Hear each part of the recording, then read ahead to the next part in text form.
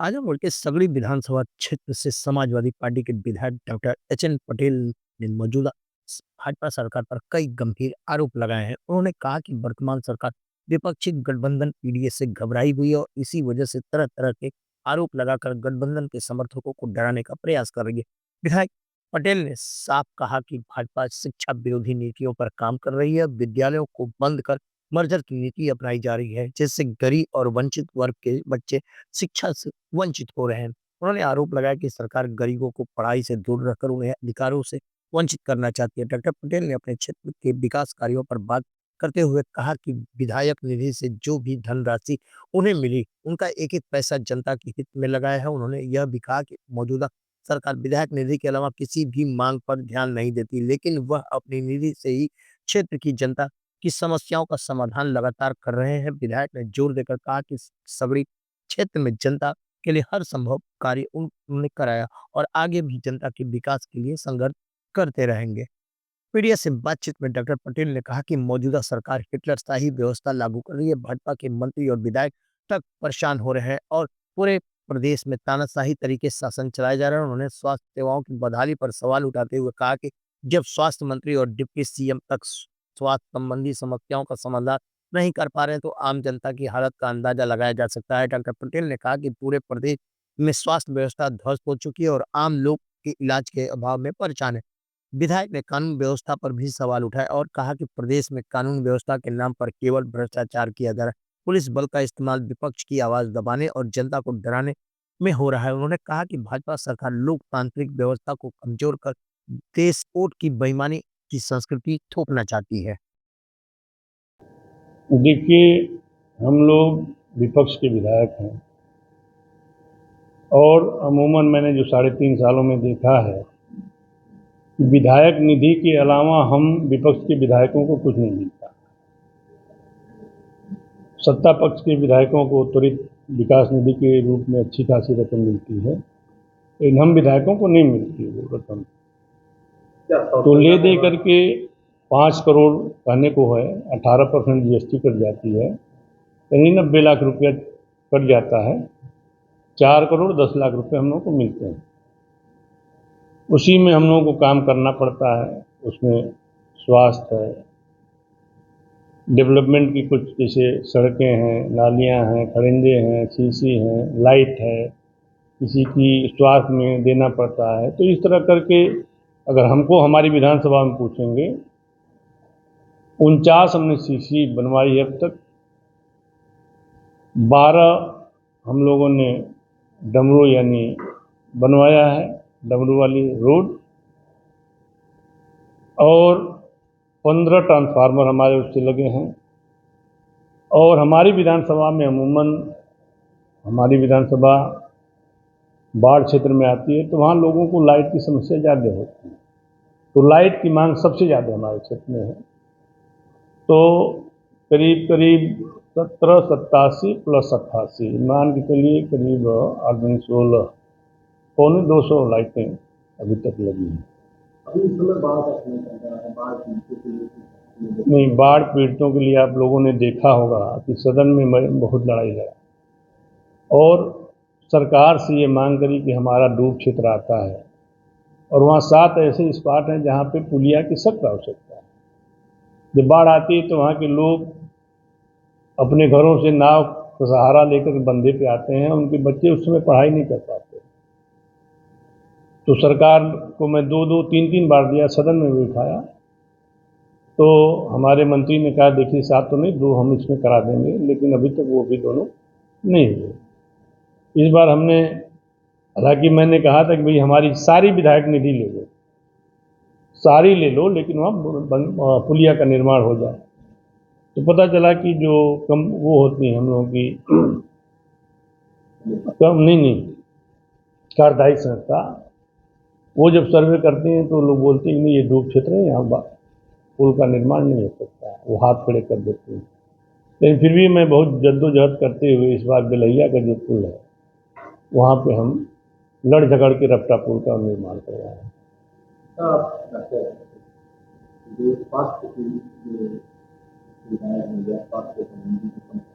नहीं, देखिए इस सरकार में सरकार से कोई मदद मिली कि नहीं इस बात को लेकर के?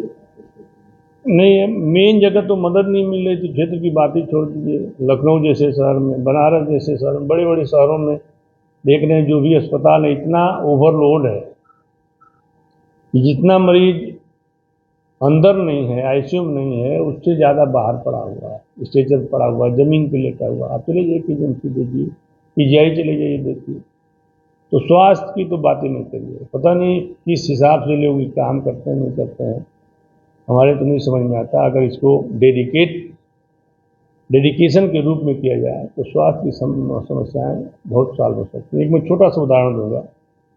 हमारी सरकार जब थी तो एक कैंसर इंस्टीट्यूट का निर्माण कराया था लखनऊ में, लेकिन यह धूल फांक रहा है। कुछ दिन पहले पता चला कि उसकी ओटी में आग लग गई, आज तक ओटी नहीं बनी। पता नहीं उसके साथ सौतेला व्यवहार कर रही है सरकार, क्या करे कुछ समझ नहीं आ रहा। तो मिला कि सरकार का रवैया जो है आपको जो सौतेला है। अब आपने स्वास्थ्य की बात करी तो हम सोचे थे, हम जब चुनाव लड़ रहे थे तो अपने लोगों से हमने एक कमिट किया था कि अगर सरकार हमारी बनती है तब तो कोई बात नहीं, अगर सरकार नहीं भी बनती है तो हम सरकार से एक निवेदन करेंगे कि हमारी लाट घाट की जो सीएससी है उसमें एक बेहतरीन आपूर्ति का निर्माण कर दीजिए और बेहतरीन इंफॉर्मेशन दे दीजिए और हमसे हफ्ते में 2 दिन फ्री सेवा लीजिए।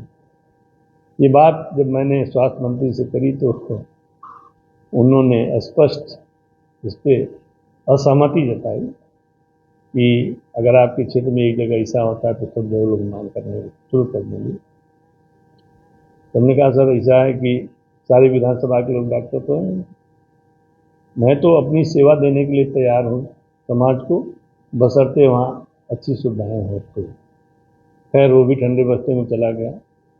तो हमने कहा ना कि स्वास्थ्य के लिए डेडिकेशन की बहुत ज़रूरत है। अभी मौजूदा समय में आपसे की बात करें तो किसान ही ज़्यादा है, किसानी क्षेत्र ही माना जाता है। ये खाद और यूरिया की जो यूरिया की तो बिल्कुल 250 की यूरिया 500 में मिल रही है, कालाबाजारी हो रही है। एक्चुअली इसमें मेन इशू है कि सरकार के पास यूरिया है ही नहीं, चाहे डाई है ही नहीं। इसका मुख्य कारण है कि इसके जो इंग्रेडिएंट्स होते हैं वो चाइना से मंगाए जाते थे और शायद हमको जो जानकारी है उन्होंने बंद कर दिया है, तो उसका आयात नहीं हो पा रहा है, तो खाद नहीं बन पा रही।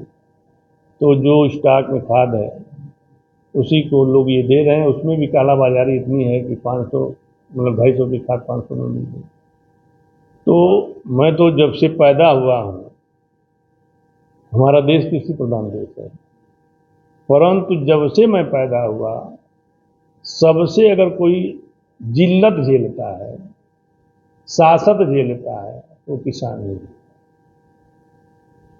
अभी आपने देखा होगा पिछली बार हमारे फरवरी बीतने जा रही थी और हमारे क्षेत्र में किसानों की गन्ना वैसे की वैसे खेत में पड़ी थी। मार्च में हमने बहुत लड़ाई लड़ी सदन में, 3 बार हमको मौका मिला, तब जाके मार्च लास्ट और अप्रैल के फर्स्ट वीक में गन्ना यहाँ से उठाया गया। तो किसान वास्तव में बहुत बेहाल है, वास्तव में बहुत बेहाल है। क्या लगता है मौजूदा सरकार विपक्ष की बात को अरे अपने पक्ष के लोगों की बात ही नहीं सुन रही, विपक्ष की बात ही छोड़ दीजिए। अपने उनके विधायक देख लीजिए, उनके मंत्री देख लीजिए, उनकी बात ही सरकार नहीं सुन रही, तो हम लोग की कहाँ सुन। अगर आप लोग की सरकार बनती आप इस क्षेत्र के लिए पहला काम क्या? नहीं देखिए, सरकार अगर बनती है तो क्षेत्र के लोगों की जो मांग होगी, जिसको प्राथमिकता के रूप में लोग मांगेंगे, हमारे नेता ऐसे हैं स्वभाव के कि अगर क्षेत्र की जनता को अगर मांग करी पीआरटी के रूप में कि हमको यही चाहिए, और मैं जाके अपने नेता से कह दूँ कि क्षेत्र की जनता ये चीज़ मांग रही है, हमारे नेता आँख मूंद करके साइन करके उसके बात करें। कुल मिलाकर जनता का समर्थन बनता है लोगों के साथ आगे बढ़ या पूर्वांचल में पूरा समाधान नहीं होता है। देखिए समर्थन रहता है, लेकिन जनता भी समझती है कि अगर सरकार नहीं है तो विपक्ष के विधायक क्या कर सकते हैं। और विपक्ष की बात ही छोड़ दीजिए, मैं फिर से दोहरा रहा हूँ कि सत्ता पक्ष के विधायक और मंत्री की दुर्दशा है इस सरकार में, तो विपक्ष का विधायक क्या कर सकता है। कुल मिलाकर तानाशाही लगता है। नहीं, ये नहीं कहेंगे हम तानाशाही। हो सकता है कि वर्किंग स्टाइल यही है, तानाशाही मैं नहीं कहूँगा, वर्किंग स्टाइल उनकी यही है। ये सब अब आने वाला चुनाव भी नजदीक आ रहा है, क्या आपकी रणनीति होगी कि फिर से जनता आपको कुर्सी पे बैठाए और क्या प्राथमिकताएं होगी उस आपके देखिए, विधायक क्षेत्र का? हमारे नेता की सिर्फ एक लाइन से पूरा सत्ता पक्ष घबराएगा, पीडीए। और पीडीए की वजह से, यानी पीडीए की मजबूती को देखते हुए ये सरकार इतना घबराई हुई है कि जिस एक विधायक को पार्टी विरोधी गतिविधियों के चलते पार्टी ने उनको पार्टी से बाहर कर दिया, उनके कंधे पे बंदूक रख करके सत्ता पक्ष वाले लोग पीडीए का गेम खेल रहे हैं। लेकिन मैं आपको बता दूं, ये पीडीए की गेम में जो गेम वो लोग करना चाह रहे हैं वो लोग सफल नहीं हो पाएंगे, क्योंकि आजकल स्वास्थ्य के मामले में ये लोग फेल हैं, नौजवानों के मामले में फेल हैं, किसानों के मामले में फेल हैं, नौकरी के मामले में फेल हैं, व्यवसाय के मामले में फेल हैं, और सिर्फ एक चीज में ये सफल हैं, collection of money and transfer of money. क्या लगता है सर, मौजूदा सरकार में भ्रष्टाचार बढ़ा है? बढ़ा नहीं, चरम पे है, चरम पे है। हो सकता है कि अगर इसको कोई क्रॉस करना चाहे, कोई भविष्य में कोई सरकार आती है, तो इतना लंबा फासला है कि इसको क्रॉस भी नहीं कर सकते। हाल ही में एक विधायक हैं वेदी राम, जो भारतीय समाज पार्टी से विधायक हैं, उनको एक डॉक्टर के हटाने का वीडियो वायरल है।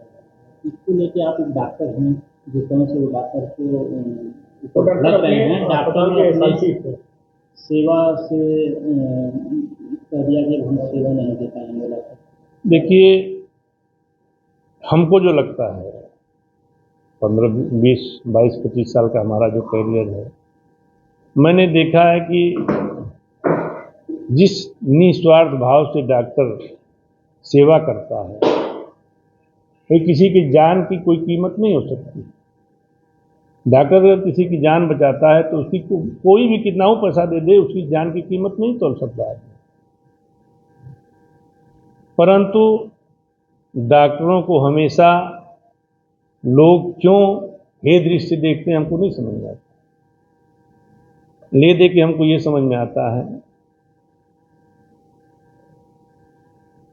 कि डॉक्टर के ऊपर अगर हम कीचड़ उछालते हैं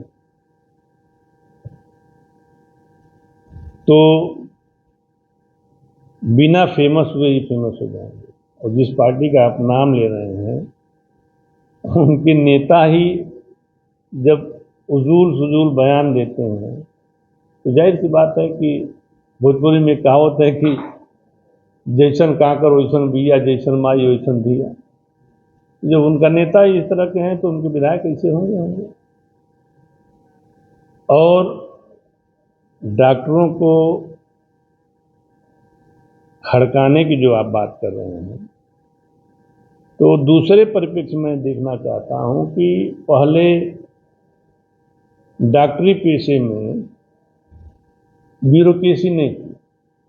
जो टॉप लेवल का पोस्ट था वहां भी डॉक्टर ही हुआ करता था, लेकिन जब मेडिकल प्रोफेशन को ब्यूरोक्रेट्स चलाने लगेंगे तो स्वास्थ्य विभाग का बेड़ा गर्क होना लाजमी है। तो एक छोटा सा उदाहरण मैं आपको दे रहा हूं। डॉक्टर, अभी आप लोग दिशा की बैठक में रहे होंगे आज में, डॉक्टरों ने जो आयुष्मान के तहत केसें करी हैं उसमें 83 करोड़ रुपया बकाया है। 83 करोड़, और 27 करोड़ ऐसे रुपया है कि जो केस कर चुके हैं, सरकार कही कि इस केस का मैं आपको पैसा नहीं दूंगा।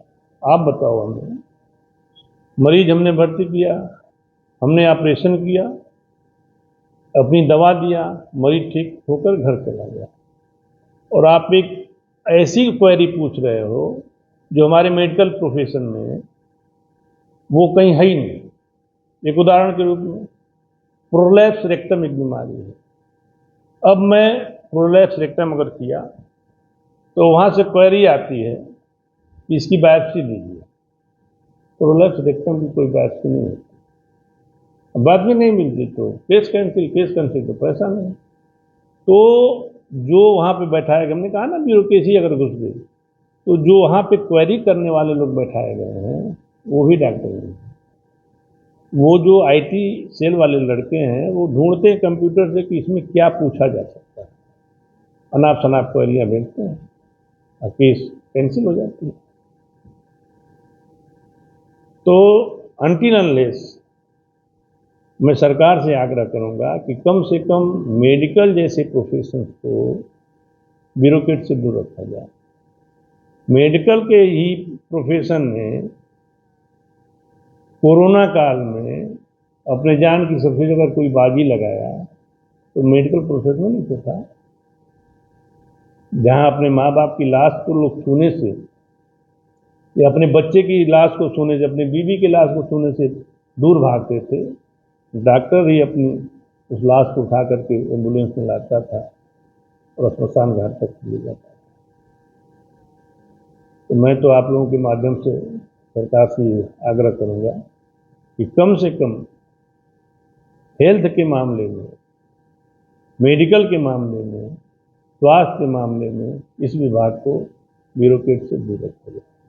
SIR के मामले को लेकर आप किस तरह से सिंपल सा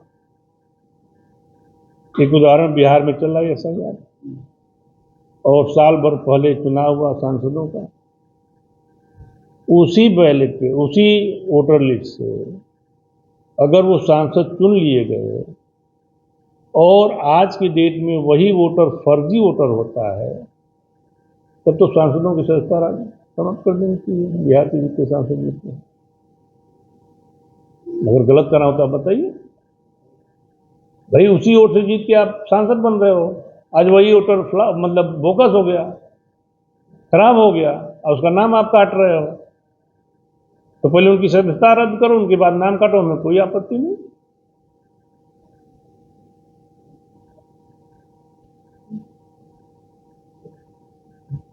अपने जो मुख्यमंत्री आपको अब तक कितने लोगों को खाना पता है, लगभग कितने की राशि अब तक पिछले 3 सालों में मिल सकते?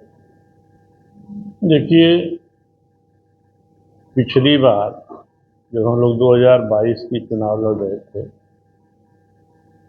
तो एक पार्टी के नेता हम लोगों के साथ थे, उनका मैं भाषण सुन रहा था कि मैं पिछले 5 सालों में 5 करोड़ रुपया मुख्यमंत्री राहत कोष से लिख चुका हूँ। कल हमारे पास, कल की डेट में मैं 21 लाख रुपए पे साइन किया, कल की बात बता रहा हूँ। और टोटल अब तक हमने 22 करोड़ 25 लाख कुछ रुपए मुख्यमंत्री राहत कोष से मरीजों के लिए लिख चुका।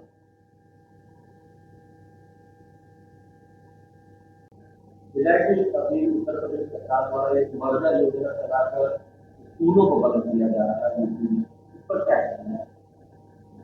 देखिए, मैं शुरू से ये कहता चला आ रहा हूं कि ये सरकार शिक्षा की विरोधी है। शिक्षा की विरोधी अभी स्कूल मर्जर के पहले में हम लोग कहते चले आ रहे थे, इनकी नई जो शिक्षा नीति आई PPP मॉडल के अनुसार, वही आप जमीन दे दोगे, बिल्डिंग बना के दे दोगे और उसको कोई चलाने वाला उद्योगपति होगा। तो अभी तो यही था कि उद्योगपति होगा तो जो बच्चे हमारे, जो किसान हैं, गरीब तबके के लोग हैं, चलाएगा पैसे वाला, अपनी मनमानी फीस रखेगा, तो उसमें गरीब के बच्चे पढ़ पाएंगे क्या? उसी कड़ी में जोड़ते हुए ये सरकार प्राइमरी स्कूलों को बंद कर रही है। इनकी एक मंशा है कि गरीबों के बच्चे अगर पढ़ेंगे नहीं, लिखेंगे नहीं, तो हमारे अनुसार जो हम कहेंगे उस अनुसार ये चलेंगे। क्योंकि शिक्षित अगर जो व्यक्ति हो जाता है तो वो अपने आप का आकलन करने लगता है, समाज का आकलन करने लगता है, क्या बुरा है क्या भला है सब सोचने लगता है। तो सरकार की जो एक मंशा है कि पाठशाला बंद करो, मधुशाला शुरू करो। एक उनकी एक बुक हुआ करती थी जो उनकी मदर कह सकते हैं कि संस्था है, उनमें यही था उस बुक में कि शिक्षण संस्थाएं आप बंद करिए और वहां पे अधिक से अधिक मदिरा की दुकान शुरू करिए, ताकि इन गरीब के बच्चे पढ़ लिख न पाएं और इनको दारू पीने की लत लग जाए। सरकार उसी पे अमल कर दी रही। सरकार का तो कहना है कि ये तो जो खंडर होते हैं विद्यालय उनको बंद किया जा रहा है। आपने बहुत बढ़िया सवाल किया। एक मैं उदाहरण देना चाहूंगा फॉरेन का। एक बच्ची पढ़ना चाहती थी और उसके पढ़ने के लिए साधन नहीं था। जब सरकार को पता चला कि साधन की अनुपस्थिति में बच्ची की शिक्षा प्रभावित हो रही है, तो सरकार ने अपने फंड से उस बच्ची के साधन आने जाने की मुहैया कराई एक बच्ची के लिए। और यहां तो आप कह रहे हो कि 50 बच्चे नहीं होंगे तो हम बंद कर देंगे। भाई 50 बच्चों में अगर 2 भी बच्चा अगर आईएएस सेलेक्ट हो जा रहा है तो कितनी बड़ी बात होगी। हम तो कह रहे हैं कि आप 10 बच्चे हैं उनको भी पढ़ाइए। मैं तो आपको अपना उदाहरण बताऊं कि मैं जब तीसरी में गया तो हम लोग 8 ही लोग थे मात्र, और 8वीं तक 8 ही लोग थे। और उन 8 बच्चों में सिर्फ 2 बच्चों को छोड़ दिया जाए तो 6 बच्चे अच्छी जगह पहुंचे। तो 50 तो बहुत